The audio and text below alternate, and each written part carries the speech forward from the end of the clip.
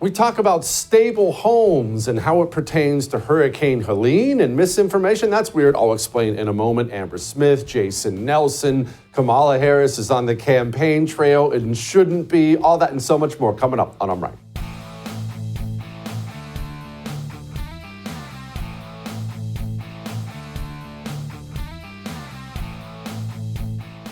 Let's talk about Hurricane Helene, the aftermath, FEMA, misinformation.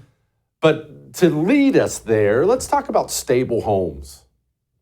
I'm not talking about physical homes. No, this is not a discussion about guarding against the mudslide, which you can't do. I'm talking about a nuclear family home. Sounds like I'm going someplace different. I'm not. Just stay with me. Stay with me. Have you ever done any reading or watched any documentaries? I know we've talked about it on this show before, about what a stable home will do for children as they grow into being adults. I don't have all the numbers. I'm not going to bore you with a bunch of statistics, but it's something that's been widely known and widely studied now forever, that if you're a child and you are raised in a stable home with a loving mother, a loving father, statistically, there are no guarantees in life. You could still end up being a dirtball, but statistically, that is the highest privilege there is. More than money, more than houses, more than food, more than cars. But statistically, as far as how children grow up and turn out, if you are from a stable home, stability, love in the home, you are set up for life in a way people who don't are not. And vice versa. This may be your background, so I'm sure you turned out fine. Again, nothing's universal, but if your home is broken, shattered, dad ran out on you, divorce, disaster, drugs, crime. Statistically, every single number says that statistically, your chances of turning out the way the stable family guy did are just not very good. You are on a wild path. Now, what does any of this have to do with Hurricane Helene, FEMA, misinformation, the aftermath? Well, let's discuss this. Why? Why the difference in the stable homes? There's a bunch of different reasons, but one of the main reasons is this. If me, Jesse, if I came from a stable home, and I do, love you, Dad and Mom, my parents are still together, loving family. If you come from a stable home, what it gives you is an anchor. You have an anchor of something. You know what stability looks like, integrity looks like, genuine love looks like. You know what these things look like, and that's the environment you were raised in. And so when you leave that environment and you go out into the world where everything can be transactional, your friends, your business, your everything, people will try to do you wrong, people will lie to you. You still have that anchor of having been raised in a stable home, so you can find lies and bad people right away. That guy's a bad guy, that guy's a cheat, that guy lies. You are much less susceptible to blowing in the winds. And if you're from an unstable home, exactly the opposite. Because you were, through no fault of your own, maybe this is your story, raised with instability in the home. You don't have that anchor holding you down. And you go out into the world surrounded by transactional people and situations and lies and cheats. And you will blow with the wind much more easily than someone who didn't. So let's discuss the government, misinformation, and FEMA. Because I saw the FEMA lady over the weekend run to the news in the wake of FEMA's rampant failure. They have failed the American people in the wake of Hurricane Helene. She ran to the news to whine about misinformation. So much is going viral online as well. One user suggested yesterday that a militia should go against FEMA, got more than 500,000 views. What kind of impact has this had on the recovery effort? It has a tremendous impact on the comfort level of our own employees to be able to go out there, but it's also demoralizing to all of the first responders that have been out there in their communities helping people, FEMA staff, volunteers, the private sector that are working side by side with local officials to go out and help people. I need to make sure I can get the resources to where they're needed. And when you have this dangerous rhetoric like you're hearing, it creates fear in our own employees. And we need to make sure we're getting help to the people who need it. Oh, I wish you would stop lying. We're trying. We're doing the best we can. It's not like she was alone. If you watched the media over the weekend, it was a steady drumbeat of politician after media person after bureaucrat complaining about all these lies. A Corinne Diversity hire was out there doing it too. Former President Trump is accusing the Biden administration of using FEMA funding to support undocumented migrants. How is the White House responding to that? I mean, it's just categorically false. It is not true. It is a false statement.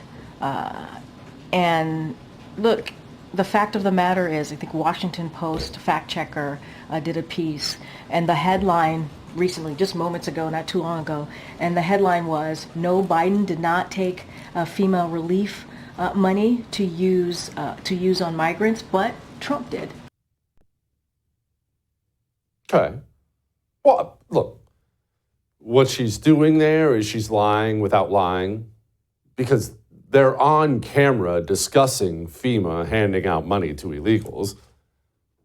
Funding is also available through FEMA's Emergency Food and Shelter Program to eligible local governments and non-for-profit organizations upon request to support humanitarian relief for migrants. Okay, so let's set that aside, though. What they're talking about is different funds. It wasn't from that fund, it was from a different fund, but they're complaining about the misinformation. These are lies. Why are people believing this? Well, you see, remember COVID? Remember COVID? I'm not changing the subject. Stay with me. This is going to come back to the home thing and the misbelief and things like that. Remember COVID? And there were a million things we did wrong with COVID. You heard me scream about them every day here on the television set. But remember what I used to say about the public trust during COVID? About how you're violating the public trust right now. You're lying about this. You're lying about masks. You're lying about social distancing. You're lying about the deaths. You're lying about the hospitals. It's lie after lie after lie after lie after lie after lie after lie. And you may have justified all these lies in your mind when you look at yourself in the mirror at night. But what you're doing is you're violating the public trust to such a degree that going forward, no matter what happens to the American people, war, famine, natural disaster, when you want information out there or when you want to correct misinformation, the people won't believe you, and the only person you have to blame is you because you can't stop lying now. Remember when I used to tell you that all the time? We now live in a society where misinformation, if there is any out there, and there's plenty of information and misinformation about Helene, but information, misinformation, it doesn't matter what it is, it will travel much faster today and have much more of an impact than it ever had before, because the same people who told you ivermectin is horse paste are the people telling you FEMA's doing everything it can to help the victims of Hurricane Helene. You can't lie to me over and over and over and over and over again, because now I don't know what to believe. Now I'm from that unstable home. I'm an American citizen. I have no stability at home. I don't have an anchor. I don't believe the CDC. I don't believe FEMA. I don't believe the FBI. I sure as hell don't believe the White House. I don't believe the media. I don't believe the scientists. I don't believe the doctors. I don't believe the weather people. I don't believe Harvard. I don't believe any of you people. And you have yourself to blame for that lack of belief. And now that I don't believe anything, now that my home has been shattered through no fault of my own, I am going to blow with the wind, because there is no more anchor. There is no more stability. And if you're looking for someone to blame, go find the bathroom mirror. The same people who lined up and told me Donald Trump colluded with Russia to win an election, the people who told me George Floyd died because of a knee in the center of his back, the people who told me I needed to take the vaccine, it stops the spread, it slows the spread, whatever, take your booster shot. The same people who told me lie after lie after lie after lie after lie are now standing up every single day complaining, why are they doing all this misinformation stuff? You shattered the home. I don't have anywhere else to turn. I don't have anywhere else to go. And look, you want me to trust you. Are you earning it? When you have these, I believe they're bi-weekly talks about LGBTQ FEMA stuff, You think I'm going to trust you when the beep hits the fan? Sparked a few things in my mind, thinking about preparedness and how you said, LGBTQIA people and people who have been disadvantaged already are struggling. They already have their own things to deal with. So you add a disaster on top of that. It's just compounding on itself. And I think that is maybe the why of why we're having these discussions, is because it isn't being talked about. It isn't being socialized. We're not paying attention to this community. As Leo mentioned, there were those conversations, not only with migrant trans women. Being a migrant trans woman, there is an undocumented concern. There is also a concern of whether they would trust the places that are offering shelter that are faith-based because of the way they've been responded to in the past. Then if they are accepted, what would happen in terms of misgendering, in terms of bedrooms and bathrooms, et cetera. And then in addition, Yesterday, I'm worried about the migrant trans stuff getting misgendered in a church. Today, hey, why don't you guys trust us? You get what you get. Don't throw a fit. I tried to warn you during COVID this was coming. All that may have made you uncomfortable, but I am right. We have a huge show for you. It is the anniversary of October 7th. Josh Hammer has a lot to say, as you may imagine, about that, and we will discuss that with Josh Hammer next. I want to talk to you about Pure Talk for a moment. First, have you ever been proud of your cell phone company? It's kind of a weird thing to even say, isn't it? Have you ever been proud? Do you have Verizon or AT&T or T-Mobile? Do you brag to your friends about it? Hey, I've got AT&T. I bet you don't. I'm proud of mine because Pure Talk does more than just provide great 5G coverage, great prices. My cell phone company is all about America. They hire Americans who speak English. When you pick up the phone and talk to someone in Pure Talk, they're going to understand you and they'll be pleasant and they'll speak English back to you. Their CEO fought for this country 2 tours in Vietnam. Pure Talk doesn't give to Planned Parenthood and Black Lives Matter. Pure Talk promotes your values. I am proud to be partnered with Pure Talk. I'm proud they're my cell phone company. Go switch. puretalk.com/JesseTV. Make the switch today.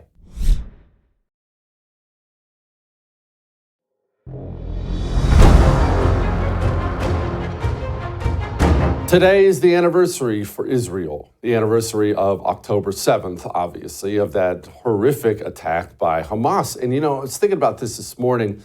One, what a moronic decision that was by Hamas. Just all emotions aside, what were they thinking?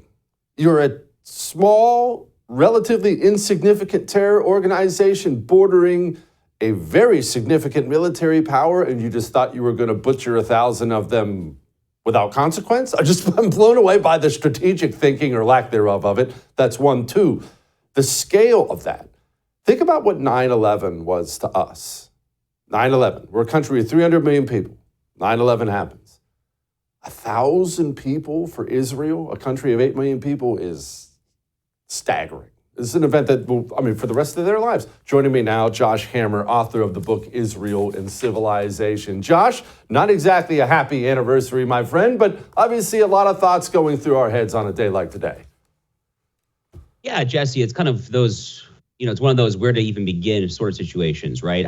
First of all, time really flies. I can't believe that a full year has gone by. I think first on a personal level to my brother-in-law, who lives 5 miles from Gaza, this happened over a Jewish holiday a year ago. It was both over the Jewish Sabbath and a Jewish holiday called Simchat Torah.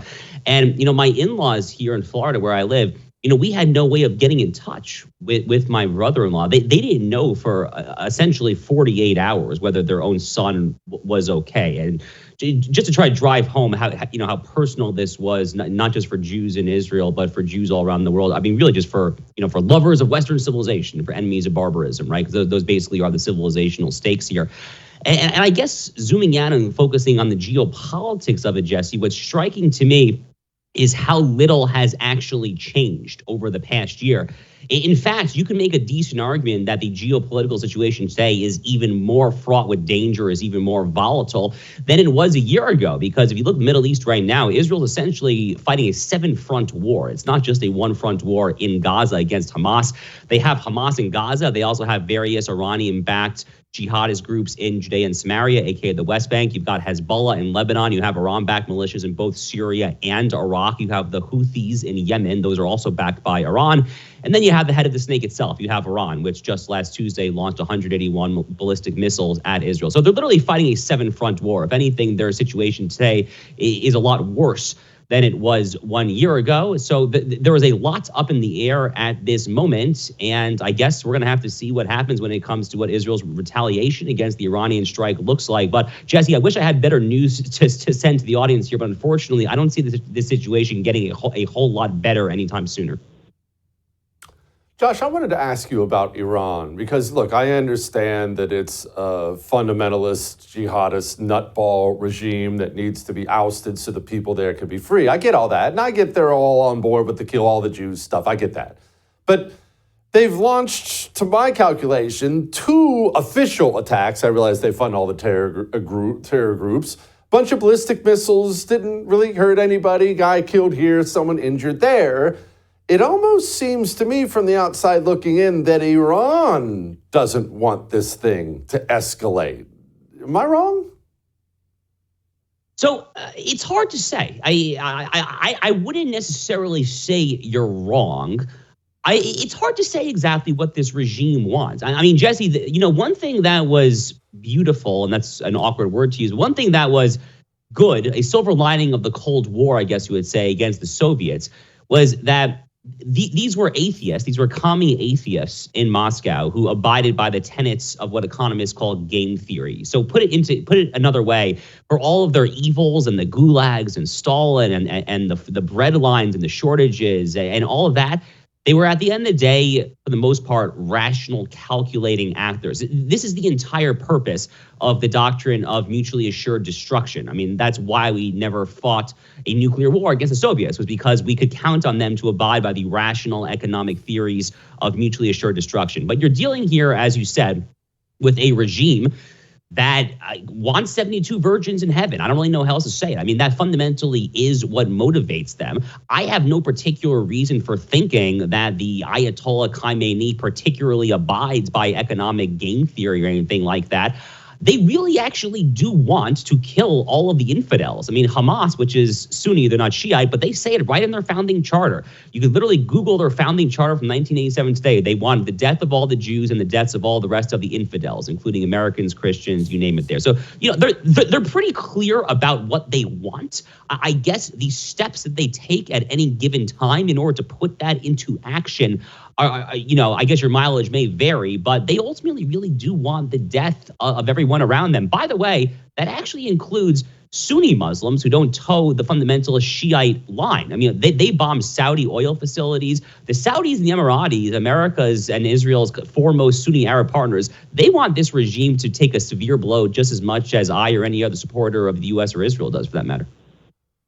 I'm actually glad you brought that up because there are 2 players who are actually rarely discussed because Israel and Iran are the 2 main players here. First, we'll get to Saudi in just a moment. Lebanon. This is not a country most Americans are really familiar with. They've heard of it. They know obviously about Beirut, or at least something bad happened there back in the 80s. But honestly, that's the extent of most people's understanding of this country. What is this country? What's their problem?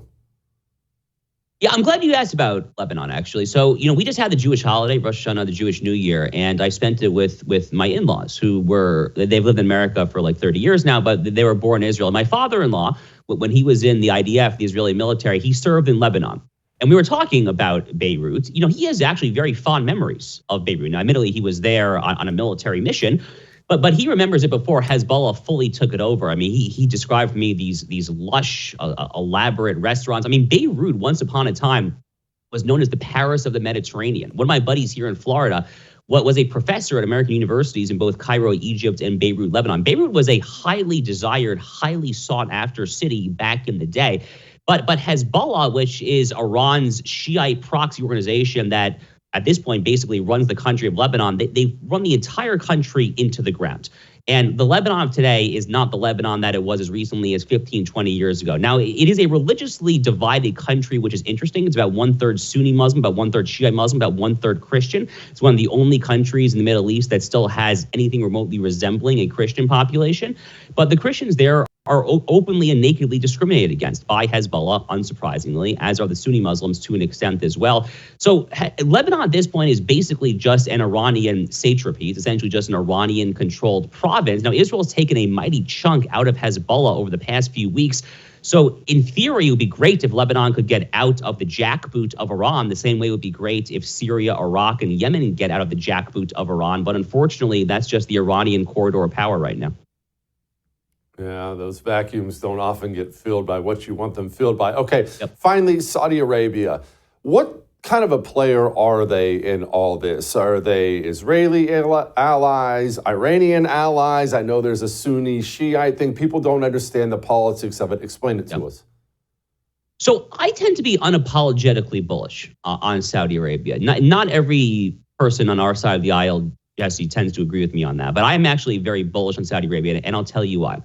A lot of neoconservatives, a lot of people in the Lindsey Graham, John McCain ilk, folks that you and I probably would not agree on a lot of foreign policy with, they take an overly moralistic view of these matters. And you hear people say, oh, we can't be allies with a country. We Americans cannot possibly be allies with them if they're committing humanitarian catastrophes. They're publicly executing. They're doing this. They're doing that. The women can't drive, whatever. America exists to promote and to spread liberty. That's not my foreign policy at all. I am a very sober, hard-headed realist. And at the end of the day, if a country being strong is good for the U.S. national interest, then I want that country to be strong. That, by the way, is why Donald Trump went all in, not just on U.S.-Israel relations, but also on U.S.-Saudi relations. In fact, people forget this, but Donald Trump's first overseas visit in May of 2017 was to Riyadh. It was to the capital of Saudi Arabia. It was that famous image of him with the orb. I still don't really know what it was to this day. People on Twitter were going nuts about it at the time. And Trump reassured U.S.-Saudi relations after Barack Obama mollycoddled and cozied up to Iran and then dismissed the Saudis. So the Saudis are an extremely important piece of this puzzle. And without the Saudis giving their implicit sign-off, you don't get the Abraham Accords. There's no way the UAE, Bahrain, Morocco, and Sudan make peace with Israel unless the Saudis are there in the background saying, you guys go ahead, you be the guinea pig, let's see how it works out for you. I have no doubt, Jesse, no doubt that if Donald Trump gets a second term, God willing, in January 2025, the Saudis will formally join the Abraham Accords, probably sooner rather than later, if I had to guess. Yeah. Besides, what's wrong with banning women from driving? I've been on board with that forever. Josh, thank you so much. I appreciate it, bud. All right. We have a little panel to discuss that whole thing militarily in just a moment. Before we get to that, let's get to you. How's your Monday? When you woke up this morning, when those eyes of yours opened up, when your alarm went off, did you say to yourself, oh, gosh, I feel rested and ready? Or did you say, oh, it's Monday, I'm going to die this week? Get some dream powder from Beam in your life. It'll put you to sleep at night. And when you wake up in the morning, you won't have that I took something to sleep grogginess that just drags you down. You wake up feeling good every single day. Mine is cinnamon chocolate. It's a cup of hot chocolate, but it's got melatonin, some natural things in it. Put you right out. You want up to 40% off? 40% off! Shopbeam.com/Jesse Kelly. Go sleep like a baby. We'll be back.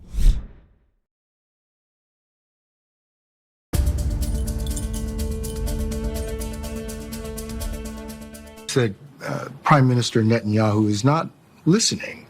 Well, Bill, the work that we have done has resulted in a number of movements in that region by Israel that were very much prompted by or a result of many things, including our advocacy for what needs to happen in the region.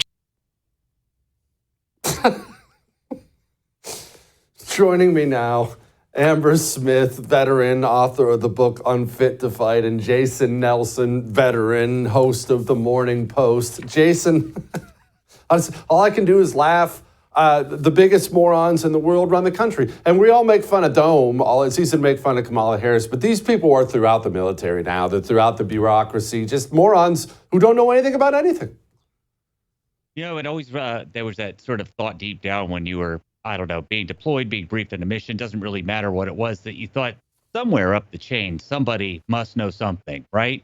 And now we can confirm that, no, they don't. Amber, it's been a year since October 7th. That's obviously a big conversation today, and there are many different things you can discuss around it. But one thing that's not very comfortable and not discussed as often is the failures of Israel's intelligence, military, whatever. Somebody failed if 1,000 of your citizens are butchered by a terror group in one day. Somebody failed, and somebody failed big time. And it's not something that's discussed. I know it's because the war is still going on, but it should be something that gets discussed.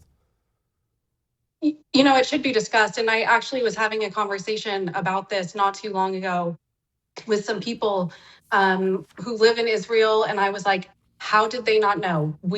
U.S. intelligence shares information.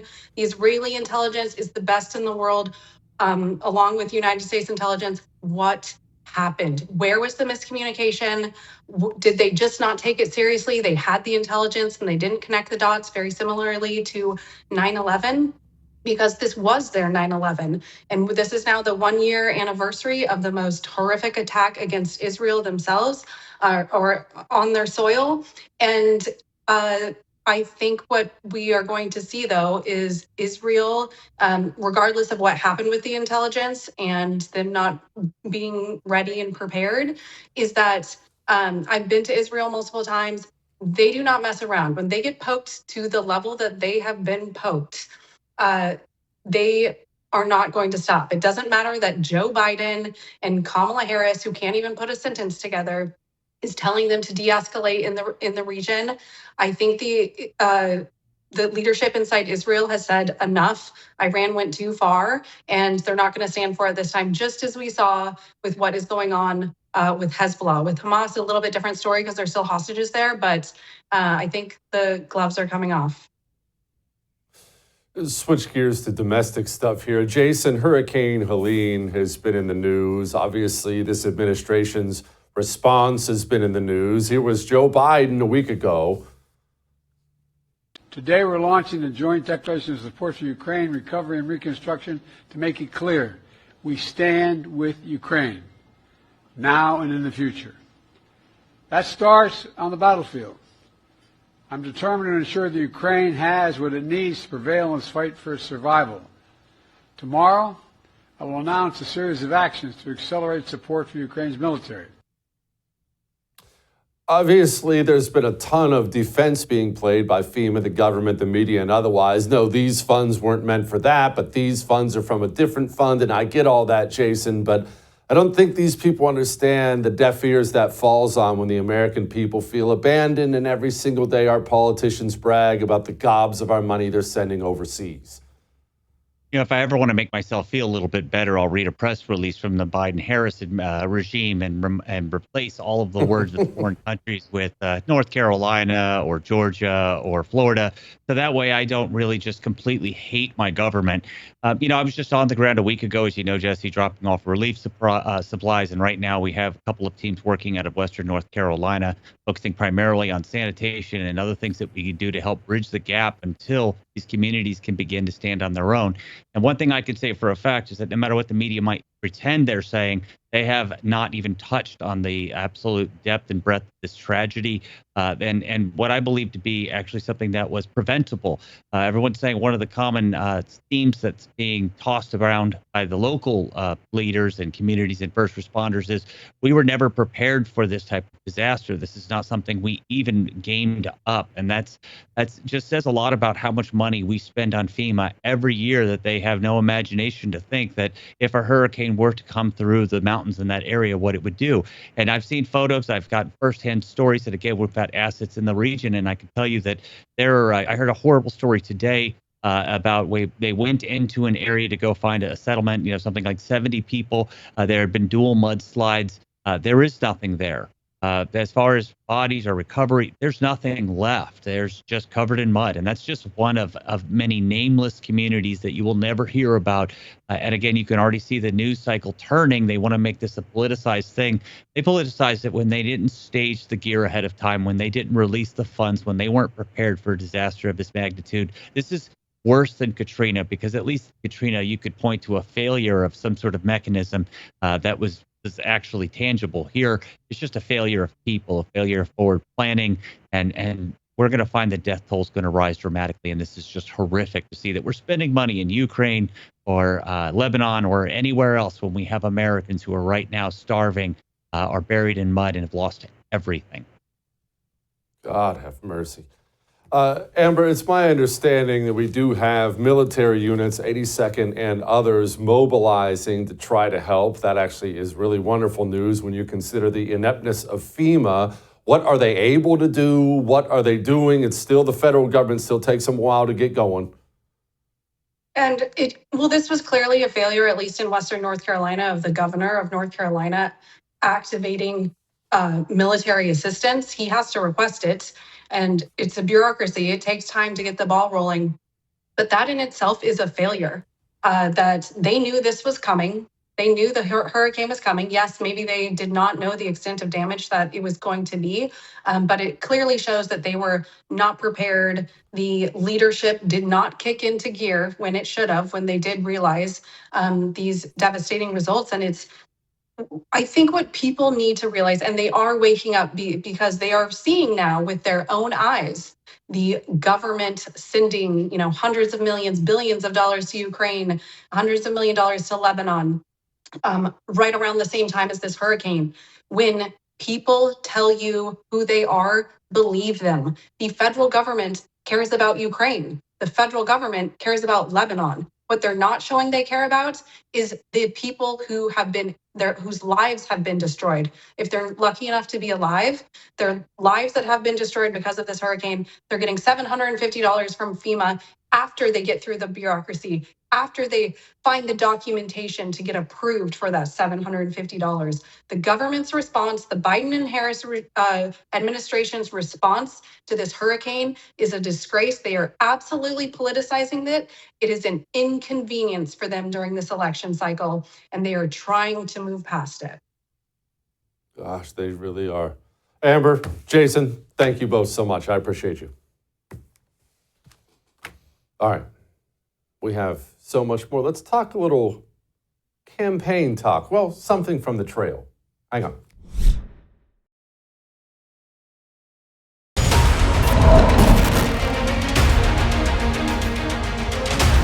Let's have a talk that is a little scary. It's scary, but we have to talk about it. So Kamala Harris is out there on the campaign trail right now. And it's easy to sit and make fun of Kamala Harris. Lord knows I mock Dome every day, all day, as often as humanly possible. In this little clip we're about to play you right here of a bunch of word salad nonsense has been making the rounds. She sits down, she talks like this. Remember his number, 32. Today we got 32 days until the election.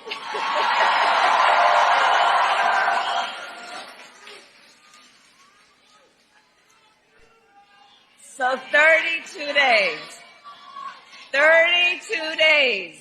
Okay, we got some business to do. All right. 32 days. And we know we will do it.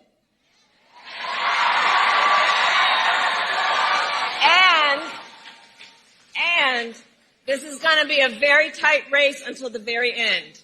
This is going to be a very tight race until the very end. We are the underdog, and we know we have some hard work ahead. All right.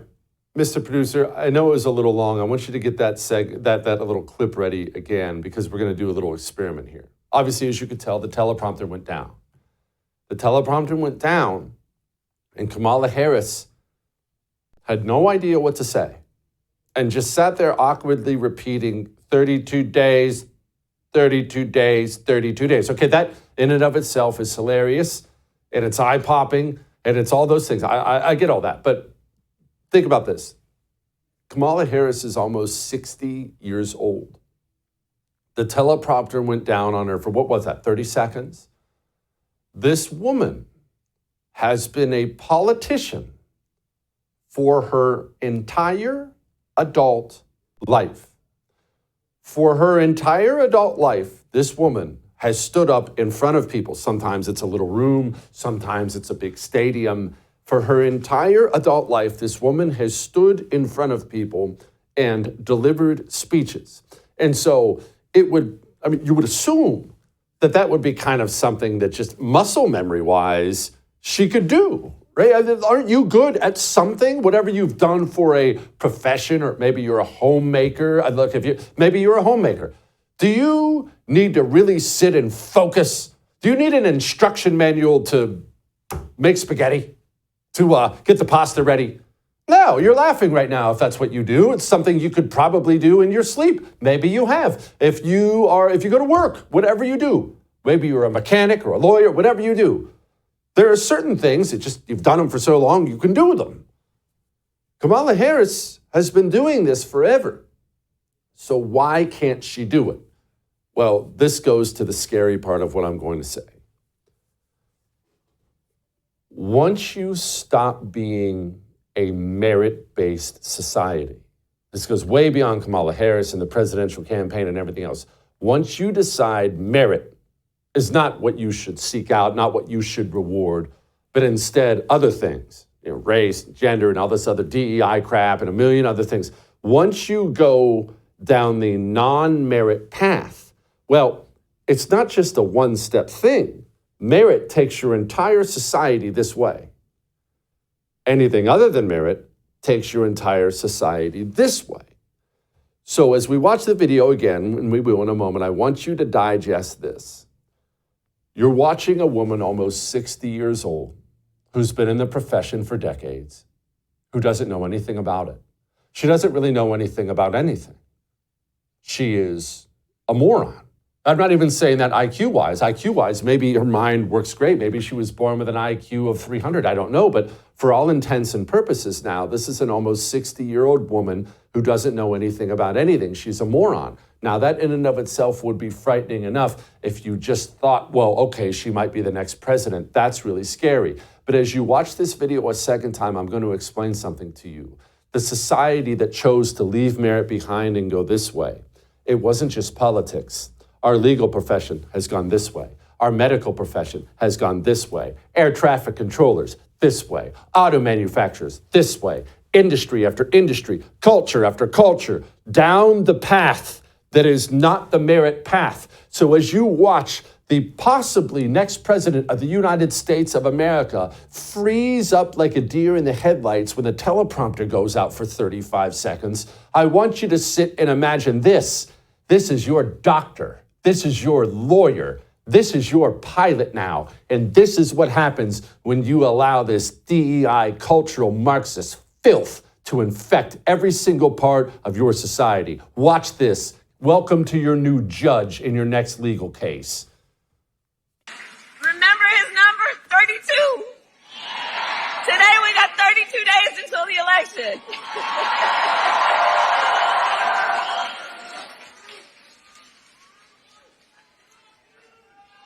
So 32 days. 32 days. Okay, we got some business to do. All right. 32 days. And we know we will do it.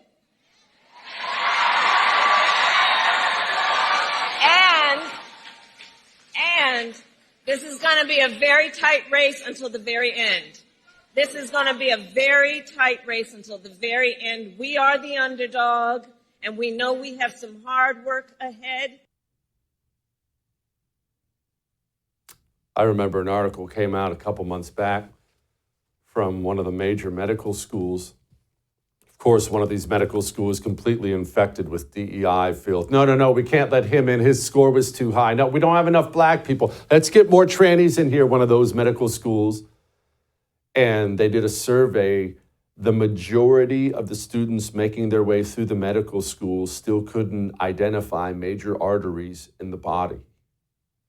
What you're watching is not just an infection that has destroyed our politics and our political leaders.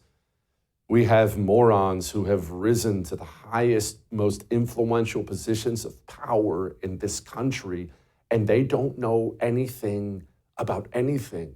When you watch Kamala Harris deliver a word salad answer on the Call Her Daddy podcast, I know, how weird is that name? I didn't think about Kamala Harris. I thought, please tell me this guy isn't piloting my next commercial airline flight.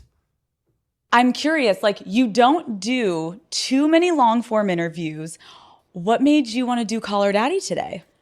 Well, I think you and your listeners have really got this thing right, which is one of the best ways to communicate with people is to be real, and to talk about the things that people really care about. I mean, what I love about what you do is that your voice in your show is really about your listeners. And I think especially now, this is a moment in the country and in life where people really want to know they're seen and heard and that they're part of a community, that they're not out there alone. And so I'm really glad to be with you.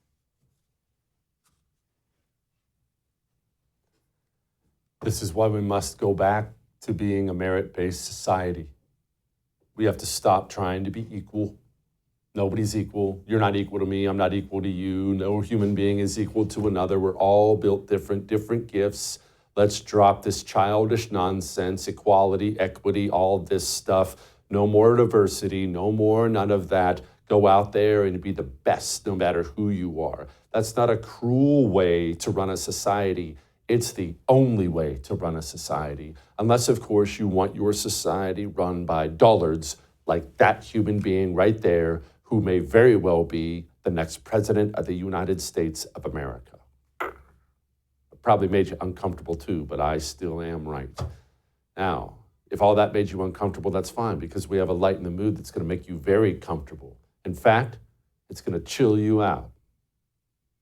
Next.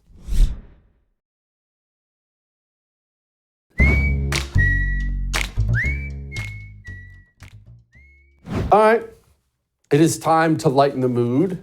And on Lighten the Mood, as you well know, oftentimes, most of the time, we put up something that's going to make you laugh. That's the idea. We want to make you laugh. It's been a heavy day. Usually we're talking about heavy topics. We want to send you off with a smile. That's what we're thinking when we're putting together Lighten the Mood. But then there are some days when we feel like we should inspire.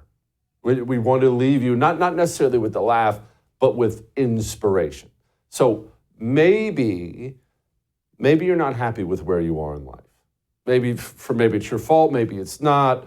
Maybe you're sitting there thinking, I don't know, I'm not happy. Do I really want something more? Well, I'm going to play you a little video. I just want you to watch this, and as you're watching this, I just want you to know that's what you're working for. It is time. This is an exciting moment. Millions and millions of people have reached out to me as I've gone through my saga over the last few weeks. As you well know, I have an ice maker. I don't want to rub any wealth in anyone's face, but I have an ice maker. A lot of people have been asking me about it. I've been pretty cagey about it. I'm a pretty private person, but I thought today's the day. So you ready? It's time for the reveal. Show you what I have so you can hopefully try to be like me. You ready? Yeah, get close. 3, 2, 1. This is the ice maker. As you see up there, ice, as much as I want. If I want any more, let's pour a little water in there, and it makes it. It makes it for you.